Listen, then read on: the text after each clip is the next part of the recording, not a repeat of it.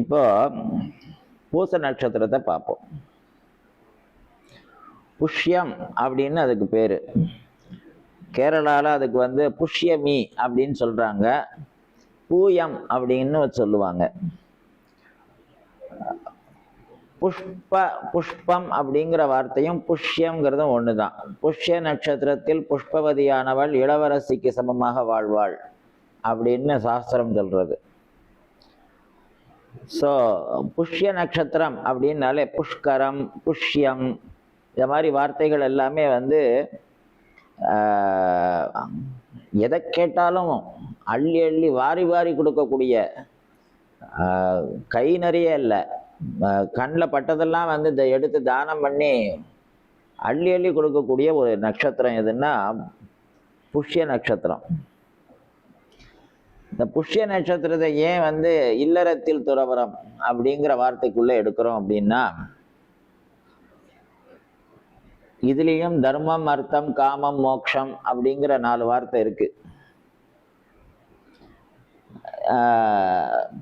புஷ்ய நட்சத்திரத்தில் பிறந்தவர் யார் அப்படின்னா பரதாழ்வார் என்று சொல்லக்கூடிய பரதன். ராமன், லக்ஷ்மணன், பரதன், சத்ருகுணன் இல்லையா? இதுல பரதாழ்வார் பிறந்தது இந்த புஷ்ய நட்சத்திரத்துல. சரி, ஆக்சுவலா அவருக்கு தான் சிம்மாசனம் உண்மையிலேயே கொடுக்கணும். ஆனா ராமன் மேல உள்ள அதீத பாசத்தின் காரணமாக நாளைக்கே பட்டாபிஷேகம் ராமனுக்கு அப்படின்னு தசரதன் சொல்றார். அப்புறம் ராத்திரியோட ராத்திரியா கதை மாறிடுது. அப்புறம் ராமர் ராத்திரியே காட்டுக்கு போயிட்டார். காலையில போனா எல்லாருக்கும் தெரிஞ்சு போயிடும், அப்புறம் ஜனங்களுக்கெல்லாம் ரொம்ப வருத்தமா இருக்கணும். ராத்திரியே கிளம்பிட்டார். அப்பா சொல்லி அடுத்த செகண்ட் கிளம்பிட்டார்.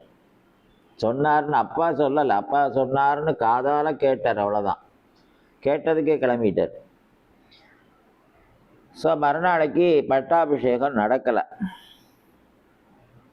சரி, அப்புறம் எங்கே போனால் ராமன் அப்படின்னு பார்க்கும்போது இந்த மாதிரி வனவாசத்துக்கு கிளம்பிட்டார், சித்திரக்கூட பர்வதத்தில் இருக்கார் அப்படின்னோடனே நேரம் கிளம்பியாச்சு.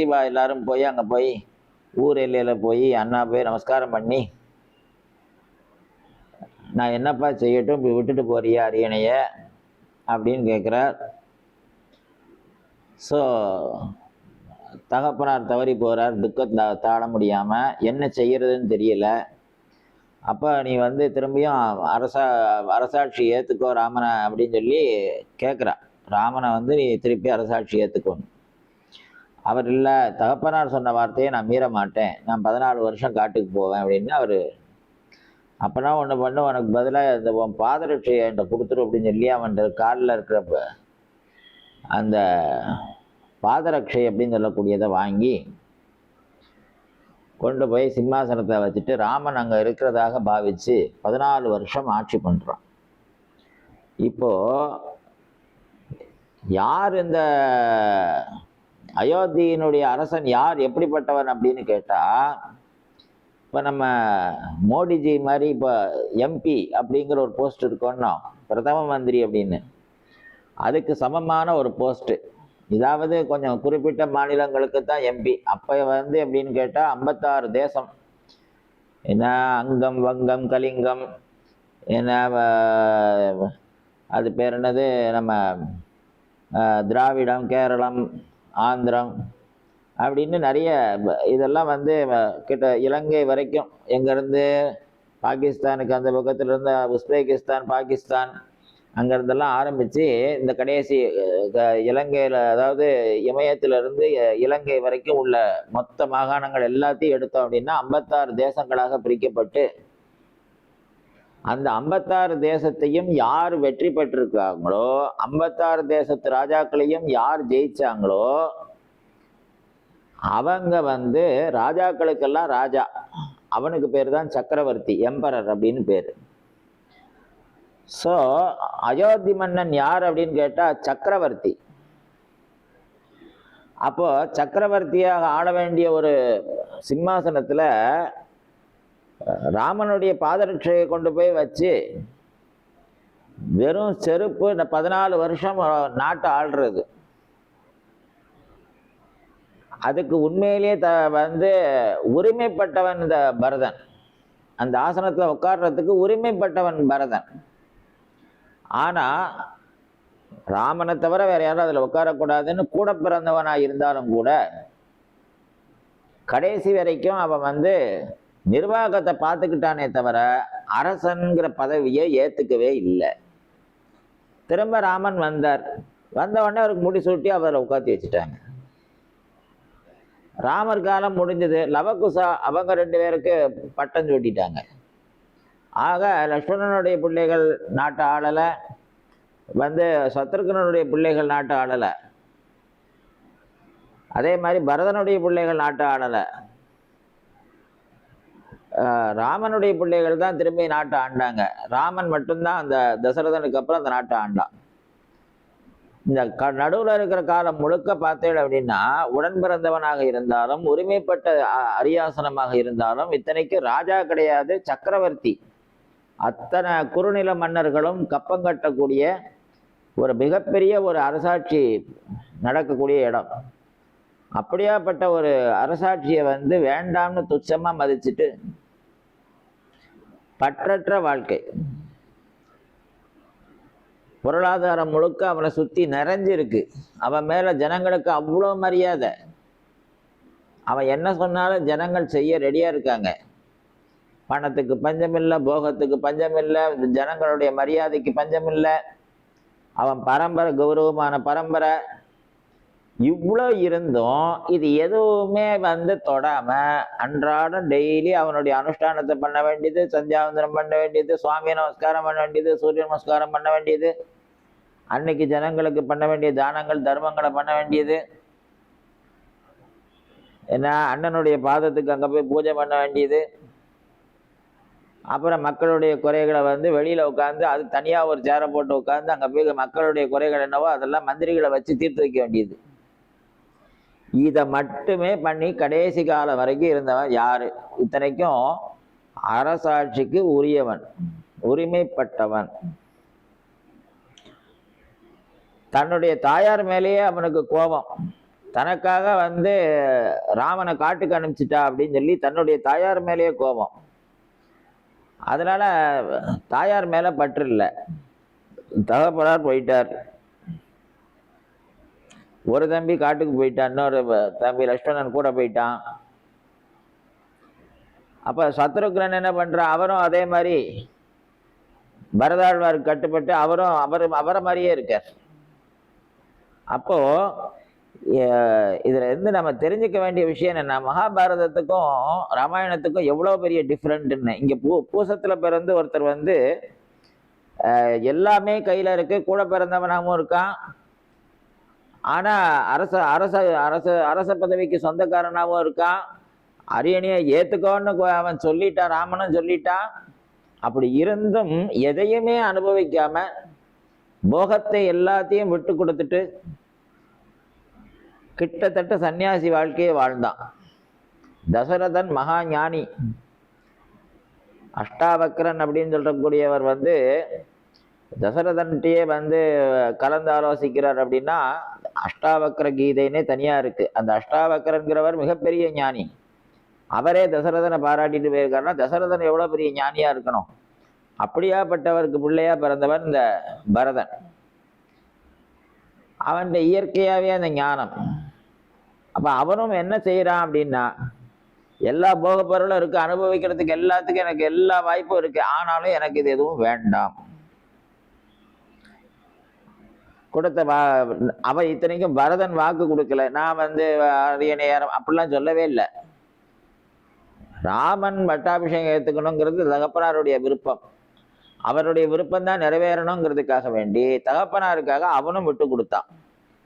அப்பா சொன்னார்னு அவன் காட்டுக்கு போனதை விட நாட்டுல இருந்துகிட்டே காட்டுல வாழ்ந்ததுக்கு சமமான ஒரு வாழ்க்கையை வாழ்ந்தது பரதன். அது மாதிரி இந்த பூச நட்சத்திரத்துல பிறந்தவங்க என்ன பண்றாங்க அப்படின்னு கேட்டா, பெற்ற கடன், உடன் பிறந்த அண்ணன், தன்னை பெற்ற தகப்பன், இவங்க 2 பேர் தான், ரொம்ப எல்லாம் இல்லை. கூட பிறந்த அண்ணன், பெற்ற தகப்பன், ரெண்டு பேருக்காக அவங்க ரெண்டு பேருடைய ஆசாபாசங்களுக்காக தன் வாழ்க்கையவே தியாகம் பண்ணிடுறாங்க. கடமையை பூரா செஞ்சுக்கிட்டே இருக்காங்க, கடைசி வரைக்கும் செய்கிறாங்க. இது வந்து ஆம்பளை பசங்களுக்கு, பொன் குழந்தைகளுக்கு சொல்லலை. பொன் குழந்தைகளுக்கு புஷ்ய நட்சத்திரம் யோகமான நட்சத்திரம், அது முதல்ல சொல்லிட்டேன். புஷ்ய நட்சத்திரத்தில் பிறந்த குழந்தைகள் எல்லா பாக்கியத்தையும் இயற்கையாகவே அனுபவிக்கக்கூடிய ஒரு வாய்ப்பு அவங்களுக்கு 17வது வயசுல இருந்து ஆரம்பித்து 2வது திசை புதன் திசையாக அவங்களுக்கு வர்றதுனால பொன் குழந்தைகளுக்கு மகாலட்சுமி யோகம் அப்படிங்கிற ஒரு யோகம் வந்துடுறது. ஸோ அவங்க 19, 17வது 18வது வயசு தாண்டின உடனே அவங்க லைஃப் வந்து சேஞ்ச் ஆகி டாப் மோஸ்ட்டுக்கு போயிடுறாங்க.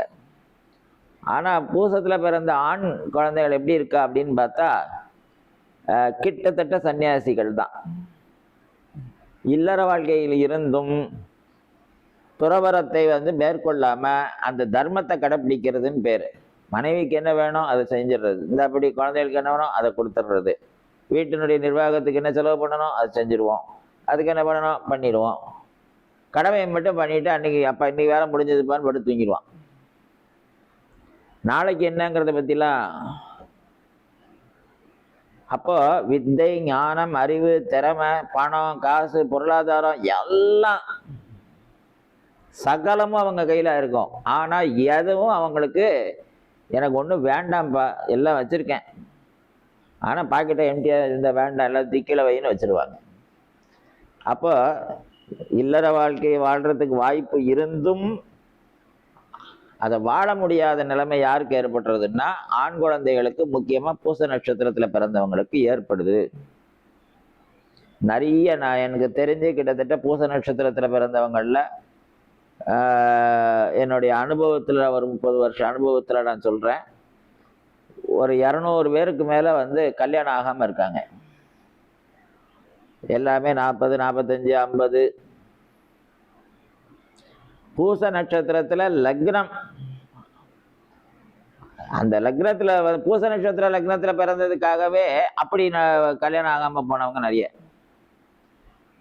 சரி, இப்போ இந்த 2 நட்சத்திரத்துக்கு ஏன் இந்த நிலைமை அப்படின்னு ஒரு சின்ன ஒரு இது பார்ப்போம். இந்த பூச நட்சத்திரத்துக்கு யார் தேவதை அப்படின்னு கேட்டால் ப்ரஹஸ்பதி அப்படின்னு பேர். புஷ்யம், ஆங்கீரச, திஷ்ய, வாசஸ்பத்தியம், ப்ரஹஸ்பதிஹி அப்படின்னு சொல்லியிருக்கு 5 வாக்கியங்கள். இதெல்லாம் வந்து பூச நட்சத்திரத்தோட பெயர்கள். ப்ரஹஸ்பதி அப்படிங்கிறவர் வந்து குரு, அவர் தான் வந்து பூச நட்சத்திரத்துக்கு தேவதை. சரி, அந்த குரு என்ன நட்சத்திரத்தில் பிறந்தார்னா அவிட்ட நட்சத்திரத்தில் பிறந்தார். ஸ்ரவிஷ்டா நட்சத்திரே ஜாதம் அப்படின்னு வாக்கியம் வருது.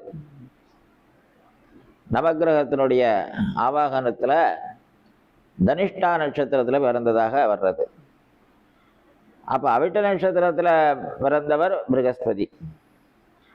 பூச நட்சத்திரத்துக்கு அதிதேவதையாக இருக்கிறவர் இந்த ப்ரஹஸ்பதி இல்லையா? அப்போ இந்த ரெண்டுமே குருவோட ஆதிக்கம் அதிகமாக இருக்கிறதுனால இவங்க இயற்கையாகவே ஞானத்தை அடைஞ்சவங்களாக இருக்காங்க. இவங்களுக்கு இல்லறம் வந்து தர்மமான வழியில் நடத்த தெரியும், அதை நியாயமான வழியில் நடத்த தெரியும். ஒரு குறிப்பிட்ட காலத்துக்கு அப்புறம் கடமையை மட்டும் கரெக்டாக செய்வாங்க. இல்லறத்தில் இருந்துக்கிட்டே துறவரத்தை கடைப்பிடிப்பாங்க. அப்படியாப்பட்ட ஒரு உத்தமமான நட்சத்திரம் இந்த 2 நட்சத்திரம். அதை கொஞ்சம் புரிஞ்சுக்கிட்டாங்க, நமக்கு லைஃப் இப்படித்தான் அப்படிங்கிறத கொஞ்சம் புரிஞ்சுக்கிட்டாங்க அப்படின்னா நிறைய பேருக்கு ஆதங்கங்கள் இருக்குது. நம்ம நல்ல நட்சத்திரத்தில் தானே பிறந்திருக்கோம், நல்ல திசை தானே நல்லா நடக்குது, பணம் காசெல்லாம் வச்சுருக்கேன், காரெல்லாம் வச்சுருக்கேன், 2 வீடு வாங்கி வச்சுருக்கேன், ஆனாலும் ஒருத்தரும் பொண்ணு தர மாட்டேங்கிறாங்க சொல்கிறாங்க நிறைய பேர். அந்த மாதிரி நிலைமையெல்லாம் ஏற்படுறது காரணம் இதுதான். தடுத்தாட்கொண்டான் அப்படின்னு ஒரு பேர் யாருக்கு? பரமேஸ்வரனுக்கு. சுந்தரரை வந்து கல்யாணம் பண்ணுற ஸ்டேஜில் தாலி கட்டுறதுக்கு 1 நிமிஷத்துக்கு முன்னால் வந்து பூர்வ ஜென்மாவில் நீ எனக்கு எழுதி கொடுத்துருக்க, எனக்கு நீ அடிமை வா அப்படின்னு சொல்லி தரன்னு கையை பிடிச்சி இழுத்துட்டு போய் அவருக்கு காட்சி கொடுத்து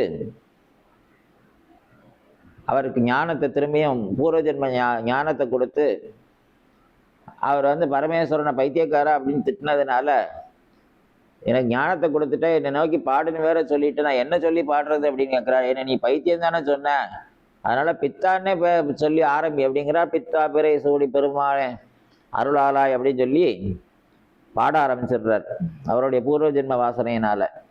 அப்ப தடுத்தாட்கொண்டான் பரமேஸ்வரன் அப்படின்னு பேரு. அதாவது அவன் வந்து ஞானத்தை அடைய வேண்டியவன். அவனுடைய பூர்வ ஜென்ம வாசனையினால ஏதோ மனுஷனா பிறந்து கொஞ்சம் கஷ்டப்படுறான். அவன் அந்த காலம் முடிஞ்சு போச்சு, அவனுக்கு ஞானத்தை கொடுக்கணும் அப்படிங்கிறதுனால பரமேஸ்வரனே இறங்கி வந்து அவனை காப்பாத்தினாராம். அந்த மாதிரி ஒரு நட்சத்திரம் எதுன்னு கேட்டா இந்த அவிட்டமும் பூசமும். தெய்வம் வந்து நேரா வந்து பேசும் இந்த ரெண்டு நட்சத்திரத்துக்கிட்டையும். செவ்வாய்க்கிழமை பூச நட்சத்திரத்துல பிறந்தவங்க மகா ஞானி ஆவாங்க. ஞாயிற்றுக்கிழமை பூச நட்சத்திரத்துல பிறந்தவங்க ஞானி ஆவாங்க. வியாழக்கிழமை அவிட்ட நட்சத்திரத்துல பிறந்தவங்க ஞானி ஆவாங்க. அப்ப இத மாதிரியான ஒரு பாக்கியம் யாருக்கு? ஏகாதசி திதி அவிட்ட நட்சத்திரத்துல பிறக்கிறவங்க ஞானி ஆவாங்க. ஸோ இதெல்லாம் என்ன அப்படின்னா, பூர்வ ஜென்ம வாசனையினால இவங்க மனுஷங்களா பிறந்திருக்காங்க. ஆனா இவங்களுக்கு மனித வாழ்க்கை வந்து ஒரு குறிப்பிட்ட காலம் வரைக்கும் தான். அதுக்கப்புறம் அவங்க இயற்கையான, அதாவது கடமைகளை மட்டும் செஞ்சுட்டு இல்லறத்துல இருந்துக்கிட்டே துறவற வாழ்க்கையே வாழ்வாங்க அப்படிங்கிறது நமக்கு இதுல இருந்து தெரிகிறது. அப்ப இந்த குறிப்பிட்ட ரெண்டு நட்சத்திரங்கள் வந்து ரொம்ப விசேஷமான தெய்வீகமான நட்சத்திரம். இவங்க கிட்ட தேவையில்லாம பகைச்சிக்க கூடாது. இவங்க வந்து வாழ்க்கையில எல்லாம் வச்சிருப்பாங்க. ஆனால் அவங்க வந்து தேவையில்லாம அவங்க மனசு கஷ்டப்படுற மாதிரியோ அவங்களுக்கு சிரமப்படுத்துற மாதிரியோ அவங்க கிட்ட மோதணும்னு நீங்க நினைச்சாலோ எல்லாமே வந்து உங்களுக்கு அகெயின்ஸ்டா முடிஞ்சிடும். ஏன் அப்படின்னா அவங்க கூட தெய்வம் துணை இருக்கு. அதனால இந்த ரெண்டு நட்சத்திரத்தினுடைய விசேஷம் இப்படிப்பட்டதாக இருக்குங்கிறத ஜனங்களுக்கு அதை பத்தி கொஞ்சம் ஒரு அவேர்னஸ் தெரியப்படுத்தணும் அப்படிங்கிற ஒரு காரணத்தினால இந்த விஷயத்தை பத்தி பகிர்ந்துட்டோம். அப்போ இந்த அவிட்டம் பூசம் இந்த ரெண்டு நட்சத்திரமும் எப்படிப்பட்டது அப்படின்னு கேட்டா, இல்லறத்தில் துறவற வாழ்க்கையை வாழக்கூடிய நட்சத்திரம். அதனால இந்த நட்சத்திரத்துல பிறந்தவங்க இயல்பாவே எல்லாருக்கும் நன்மை செய்யறதுக்காகவே பிறந்தவங்க. அவங்கள நம்பி நீங்க என்ன வேணாலும் சொல்லலாம், என்ன வேணாலும் செய்யலாம். அவங்க வந்து எந்த சுச்சுவேஷன்லயும் வாக்கு கொடுக்க மாட்டாங்க. கொடுத்தாங்கன்னா கொடுத்த வாக்க மீற மாட்டாங்க. அதனால அப்படியாப்பட்ட நட்சத்திரத்துல பிறந்தவங்க இந்த இப்ப சொன்ன விஷயங்களெல்லாம் மனசுல ஆலோசனை பண்ணி இதற்கு தகுந்த மாதிரி தங்களுடைய வாழ்க்கை முறைகளை கொஞ்சம் அமைச்சுக்கிட்டு ஒரு நிதானமா போனாங்கன்னா வாழ்க்கையில தேவையில்லாத சில சிரமங்கள் மன கஷ்டங்களை அனுபவிக்க மாட்டாங்க. அப்படிங்கிறதுக்காக வேண்டி ஒரு அவேர்னஸுக்காக இந்த விஷயத்த ஜனங்களுக்கு தெரியப்படுத்தணும் அப்படின்னு இதை சொல்லியிருக்கேன். இதை கடைப்பிடிக்கணும்னு பிரார்த்தனை பண்ணிக்கிறேன். ராதே கிருஷ்ணா.